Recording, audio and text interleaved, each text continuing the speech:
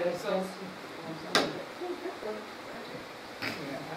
come out of a different world, and I'm very happy to be here. But I get lost very easily. One of the things that I find a fascinating idea, I'm very curious about, is you say that patterns are endemic, are very common. And I don't even know what you mean in this context by the word patterns. Can you give me a couple of illustrations? Yes, definitely. So one illustration would just be a simple number sequence where you have, what's the next number? So starting students to think about making predictions based on a pattern that they see, and then you could translate this into functions. I keep going back because Debbie talked about this, but you could have the input plus 2 gives you the output. That's our function for this pattern. So as you get higher, you're using the patterns more and more. The equation is a special form of a pattern. Yeah. And then in terms of word problems, another way you could do this is have them recognize that most common multiplication problems give you the amount per item and the number of items. And then ask for the total. If students know this pattern, this model, then no matter the context that the multiplication problem is, if they're being asked about like units of hydrochloric acid, and their minds are like, what? Hydrochloric acid, what is that? But they recognize that they're given an amount per, they're given a number of items, and they're asked to find the total. They don't need to bother about the hydrochloric acid. They can just solve the multiplication problem because that's all it is. So when I say patterns, it can mean a lot of different things, so I'm glad that you asked that question. Thank you. But just teaching students to recognize things that reoccur. And this can start very early. I remember my younger son doing incredibly complex patterns with beads. Yeah. When he was in preschool. He now has a PhD in physics. You know, it was there early. Forecasting the future. Preschool. Yeah. No, I mean, patterns, you know, something that can be abstracted to fit more than one situation is a good thing to teach your students the structures of, so that they have that skill even in an unfamiliar context. They recognize the amount, the number, the total.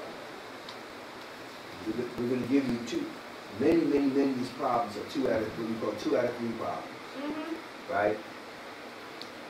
If I told you I made $600 last week and I worked 40 hours, you can tell me the month, how much I made, right?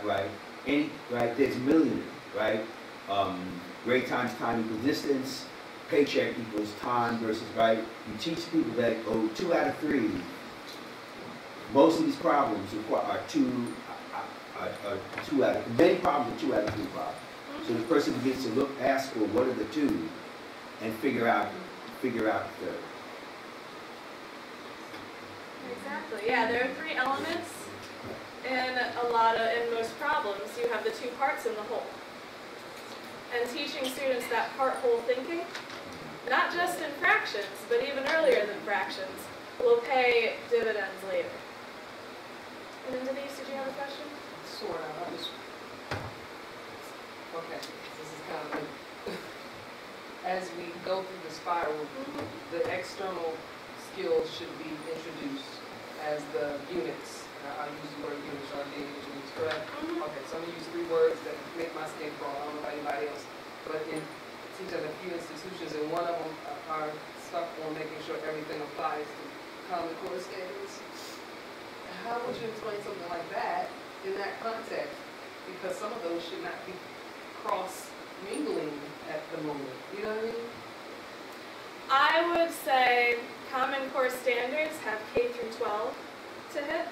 So you have 12 years to get through everything. And so they have the advantage of having a longer, theoretically, if people don't drop out. But them having a longer period of time to get through everything, so they can approach things on a A, B, C, D, E, F, G thinking pattern.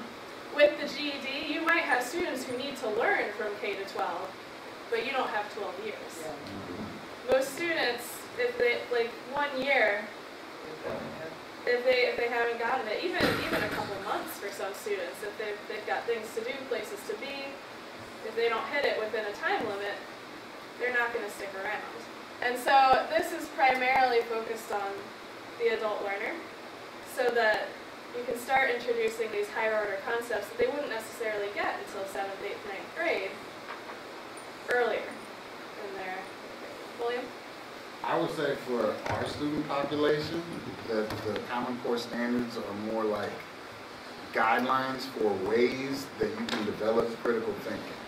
It doesn't matter if you cover the standards, as long as the critical thinking comes through. So for instance, I had a student who just took the practice GED, and there was a question. I had her in a class for functions, and I only had her for 1 semester. And there was a question about a bridge and making a model of it. So essentially it was a scale problem, which is like a proportion or a ratio, which we had never said either of those words. But she sat there and she thought about it, and the way that we do functions is nowhere close to, I mean, we don't even put an X and Y in there until, say, the last week of the semester. And she sat there and thought about it, and she made a little first quadrant graph, and pretty much made a line that represented what the scale would be, and then plugged in the answers, and saw only one of the answers ended up on that line. And that was the one she picked. That was nothing like anything we had ever done, but she took that critical thinking that we had developed and took one thing and applied it to another. And to me, that's what the Common Core is all about, is to develop that. There's no way in the, at most 2 years you're going to have these students, you're going to cover everything. So that's really what the whole thing is. Yeah. To my way of thinking. Yeah. Proportional thinking is Yeah, huge. and it's we in functions, never covered that at all. Yes. Joyce? Talk a little about translating. Translating. Yeah, what exactly does that mean in this context? The translating is word problems, basically.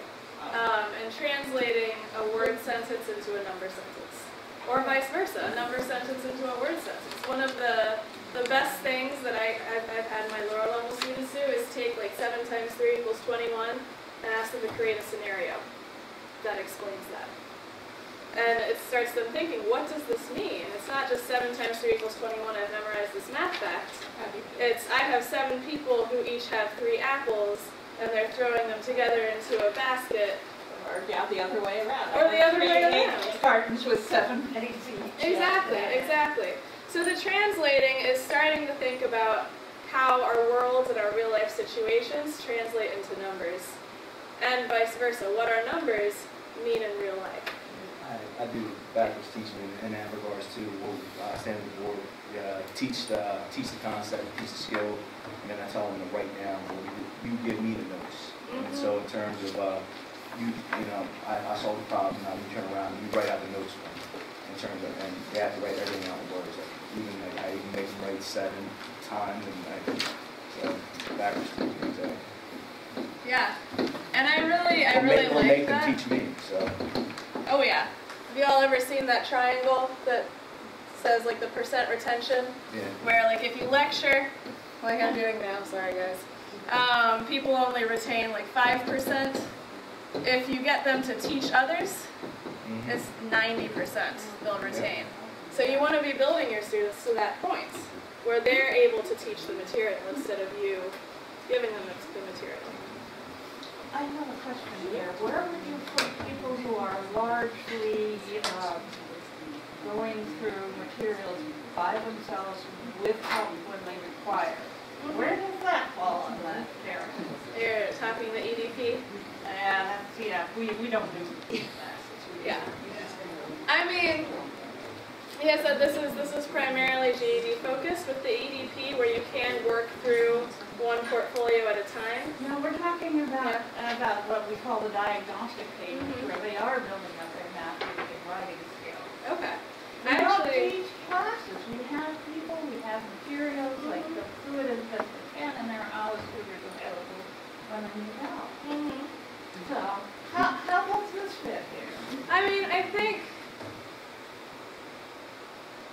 depending, I mean, if you're just using preset materials, then those preset materials may or may not have this, No, they this don't. integration.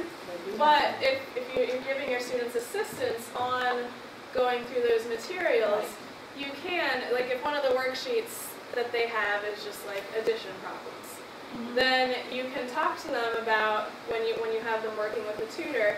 Okay, well, do you recognize what's happening in an addition problem where you have like the part and you're getting the total? Can we think about the addition problem? We're looking for an unknown. So can we go ahead and replace that question mark with an X so we can start getting used to that using the variable? Can we, or with an A, or with a Z, or with a Q? Okay, well, can we find the perimeter of this? Right. You know how to add, so let's just take it a step further, and we'll find the perimeter using your adding skills. So just, a lot of this is about the applications of the skills that you're teaching, and how you can teach the students that these skills are really broad. And math is interconnected. It's so interconnected. And so getting students to start realizing that is the first step. But back to how much is retained, it's sort of a combination between lecture and teaching themselves and talking with other students, so it would be somewhere in the middle of your... Yeah, I mean, this is a very rough, there's a lot of steps in the middle. There's like audiovisual material, there's demonstrations, there's discussion groups, so, yeah. Sorry, I don't have that exact triangle with most me. people are teaching classes. Yeah. Yeah. Paul, and then we'll move on after Paul. One of the things is you should, if it's possible to avoid tutoring a person, don't ever tutor them by yourself. You'll get much better results tutoring 2 or 3 people at the same time. What if there's only one person in the room? Well then, fair enough. I mean, in that sense, that's true. But as a practice, we should. Right. I mean, unless a person has a serious mental illness, you should try to tutor them 2 or 3 people together, because they're seeing how the other person is learning it is in itself modeling that as possible. Are these others gonna have the same skill level? Even if it's not exactly, there's a lot of research that teaching in a group is the best. Students working in groups together. Like a normal class setting? No. I mean Small groups. Small groups. When you're not there, is the most effective thing you can do, because most of the students we're dealing with have psychological issues that are at least as important as their skill sets. So your work with 3 other black women your age convinces you that black women your age can do this, which is one of the biggest issues that people have, at least most of our students have, approaching this thing. Well, I don't have a stigma. My child was diagnosed with LD, ADHD at the age of 10, so I don't have a stigma about that. I'm just questioning. No. Yeah, and thank you, Paul. That's a great point, that working with others lets students to expand their perspective because they see more than their own.